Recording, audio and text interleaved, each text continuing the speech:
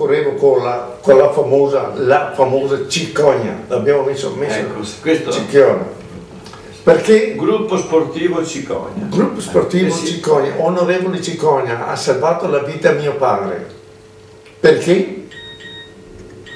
Perché nella prima guerra mondiale c'era due Gagno Luigi, vivevano nella stessa via che si chiama Via Paladi, ma quando al distretto di Treviso, quando è stata la chiamata delle armi, il mio zio, per rispetto lo chiamavo, si chiamava Gagno Luigi, fu Girolamo. Mio padre era Gagno Luigi, fu Antonio. Non hanno guardato come si chiama, paternità. Esatto, la paternità. Non hanno guardato quello, allora mio padre è stato a casa. E io no, se mi danno non vado a militare, che dice? Cioè i bambini, i figli da guardare. Ma però avevano messo un bando fuori sugli angoli dei paesi. Però mio padre andava poco fuori, era a lavorare e casa. E nel frattempo faceva anche il barbiere, l'unico barbiere che esisteva a Paderno. Anche tuo padre. Come? Mio papà? Tuo papà andava a tagliarsi i capelli da Gagno Luigi. Da Ciccio Gagno. E anche dove capivo il negozio? Non era negozio, stava là fuori. Sulla staita? Sui portici. Sui portici. Bravo. Dove andavano sulla strada. Dopo da là lui si è fatto l'onorevole Cicogna, veniva anche lui a tagliarsi i capelli, ma dice Luigi, come mai che non sei a casa? L'onorevole Cicogna. E termino con la cosa. No, Luigi, mi fa. E guarda che lui, fuori c'è il bando, che tutti devono presentare tale classe, tale. Lui era dell'80, doveva essere in prima linea, doveva essere militare, ma non si è arrivato alla cartella, è rimasto a casa. Mi dispiace che tengo lungo questo, ma questo era giusto, questo è stato giusto. Però, quando che lui partì, perché l'onorevole ci ha detto, guarda che me l'hai presentato. Quando che lui si è presentato ha dovuto andare a Codroico.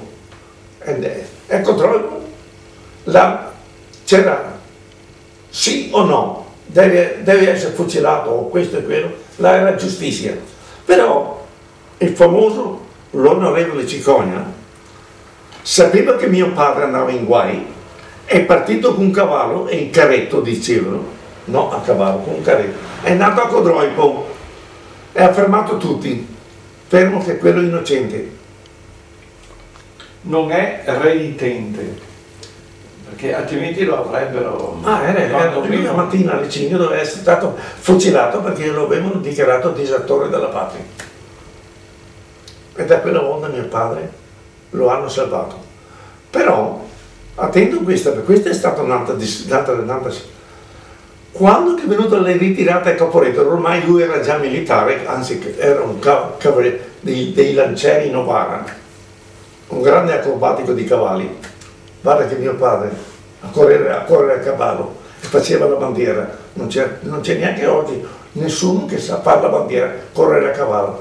Cos'è la bandiera? È uno che sta in piedi con due mani così e orizzonte il corpo e correre a cavallo. Tutti ci hanno fatto i militari. Beh, comunque quando è arrivato a Codro, quando è arrivata la ritirata di Caporetto, tutti quanti hanno gridato salvarsi chi può. Mio padre era proprio sulla prima linea e non sapeva neanche lui cosa fare, perché i tedeschi venivano avanti a gonfie vele. Quando è stato un certo punto, prima di arrivare a mamma mia, ci ho detto un bel paese.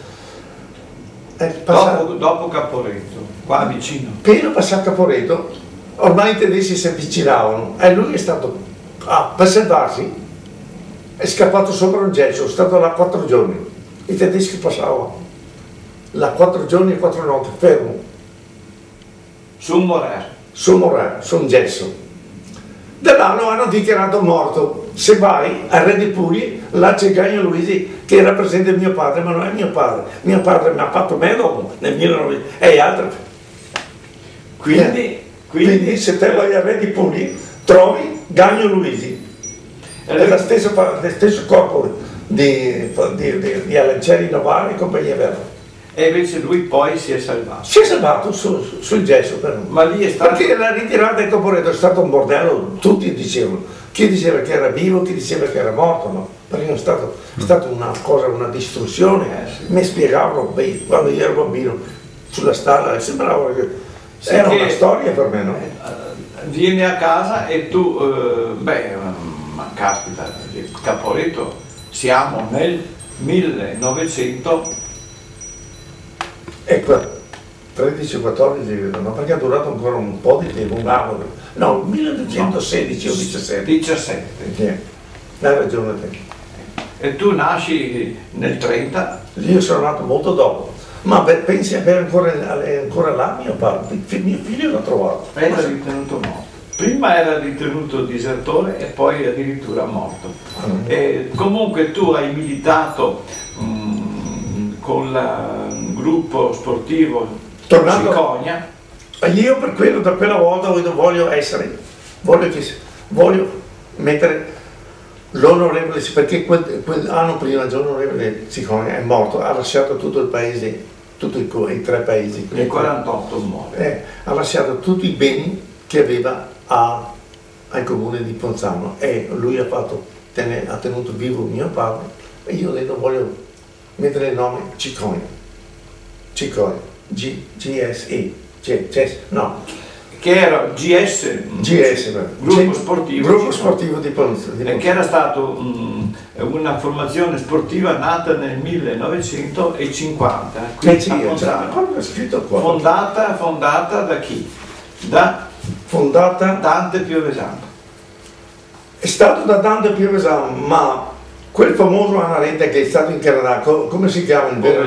Povegliano, è stato lui che mi portava in giro per tutte le zone A correre. a piedi, perché la prima cosa che ho fatto a piedi era di Epifania alla fiera di Treviso, con la neve che fioccava.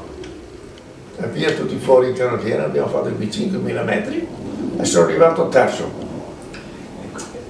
E Ti allora ricordi del famoso Pozzetto? Sì. Non mi- Bozzetto, che vinse, arrivò primo. Lui arrivò Questo primo. Bozzetto. Poi Poi c'era il farmacista questo Bozzetto era di Santa Lucia, mi pare. di San Polo di San Piave, Polo di Piave, mentre il farmacista oppure anche lui di San Polo di Piave. Ecco. E si nutrivano di pastiglie per camminare forte. arrivò secondo, ma che pastiglie prendevano? Per tenersi, come si dice? Ma forti in Per darsi forma. per darsi- E tu invece arrivai, Ma mia tante, se Gagno te facevi come loro, eri sempre primo. ecco, Magagno non prendeva pastiglie, No. Io anche perché non avevano soldi. no, prendevo una mastella di polenta latte e andavo avanti. Naturale, però ho fatto, no, mi è piaciuto, l'atletica leggera è stato uno sport che mi è piaciuto e dopo da quella volta io correvo tutti i giorni, tutte le sante domeniche, o qua o di là, Zero Branco, il Muson che sarebbe Piano piano. Tu hai cominciato a correre a 18 anni, quasi di nuovo perché è l'80 del 1950. no, nel 48. Del 48 sarebbe 18, scusa, no, 48. Nel Nel 1948 Anno in cui muore l'onorevole Cicogna, tu cominci a correre. comincia a correre col suo nome. Vuol dire che avevano già fondato questo gruppo Sì. sportivo dedicato a Cicogna e tu eri orgoglioso di portare il suo nome. Il suo nome perché lui è stato mio padre. Ecco. E quel nome, quella maglietta, la porta anche fino alle Olimpiadi di Sì, in Melbourne, Australia. dove, Me l'ho tenuta a casa in Australia. dove corre col numero 25 e sempre con la maglietta GS Cicogna a rappresentare l'Italia. Però quando che hanno fatto, quello è stato il guaio, quando correvo le Olimpiadi di Melbourne, siccome c'era guerra con l'Ungheria, Sì, è la bandiera italiana. Però prima di andare su Melbourne facciamo la cronistoria delle corse che hai fatto. Hai cominciato con Fiera, Fiera di Treviso. E da Fiera andavo, Ecco. abbiamo corso, la seconda corsa era sul Muson di Castelfranco. A Castelfranco. Là sono arrivato primo. Ecco. E mi hanno messo, non che correvo con Cicogna, mi hanno messo che sulla vita del popolo, che correvo Col Giorgione, no? Con Giorgione. Col Giorgione, che era 3 volte hanno sbagliato, perché ho vinto anche al Pio X. a Riesi, Pio X, anche là ho vinto. E hanno messo ancora Giorgione. che era una famosa formazione. Poi è una squadra buona, della Castellana. che anche adesso è forte, va forte in bicicletta tutto quanto. Allora, lì hai fatto la corsa lungo Del Musone, fiume Musone. E dopo per finire dentro sul stadio di... Ma su per il Musone che era ghiacciato in quel periodo. Sì, se eri capace di stare sopra la roccia si metti i piedi sull'acqua e il ghiaccio e camminavi. Era campestre, no? Ah, forse campestre. Campestre con pratiche di ostacoli, no? Era più ostacoli che corsa. Era bravo. Allora, Era terribile. a Castelfranco, a Riesi Pio X, Motta di a Livenza, Motta di Livenza, Onone Veneto a None Veneto, e sull'Alto Adige là ho conosciuto Zatopek. a Trento, ecco, a Trento. A Trento. O a Bolzano. No, era Trento, Alto Adige su Trento, Sì. Trento. E lì hai conosciuto? Zatopek, che è il famoso Zatopek, il famoso gran, che chiamavano uomo cavallo, podista gran forte, cecoslovacco. E da là il professor Bortolossi mi dice: Gagno, segui quell'uomo. Ma ho corso l'altro giorno via movimenti e dice: fa un rumore strano, segui lui, vedrai che vedrai bene.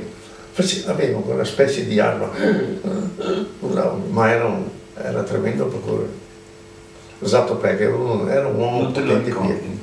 È un grande nome, un grande nome del podismo internazionale, europeo. Sì, non si chiama il nostro parente, Don Ado, lo conosce Franco benissimo e dice che era della sua classe. Non lo Del so. 38? Non lo so, Così? non è parte impossibile. No, troppo giovane. No, è più vecchio lui. Più vecchio. Era più vecchio di me. O lo conosceva perché andava a scuola. I tempi, era studente e non... Ma non viveva mica qui.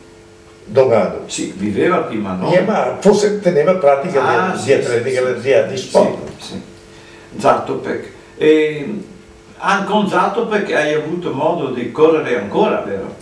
E così ho conosciuto tutta l'Italia, sono andato, bravo. Dopo comincia ad arrivare la buona primavera, erano corse regionali di campestre a Rovigo, nella palude, campestre. Là sono arrivato quarto. Erano 19 regioni che tempi, 19 eravamo, adesso è 20. 20 regioni, sì. Erano 19 che tempi, insomma eravamo, si rappresentava ogni atleta, poteva avere 2 o 3, rappresentava la sua regione. Io ero Veneto, l'altro era Lombardo, via via.